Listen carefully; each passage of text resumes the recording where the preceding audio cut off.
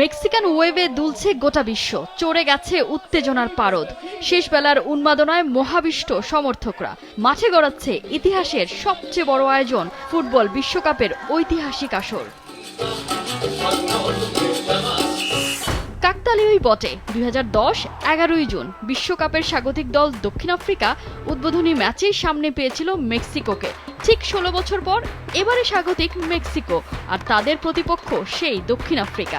তৃতীয়বার উদ্বোধনী ম্যাচ মাঠে গড়ানোর মধ্য দিয়ে ইতিহাসের পাতায় এস্তাদিও অ্যাজটেকা।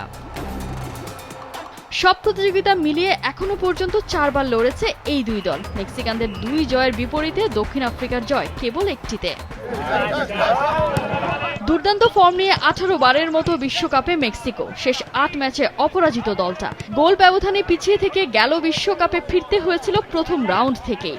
এবারে সেই ক্ষত সারাতে চায়।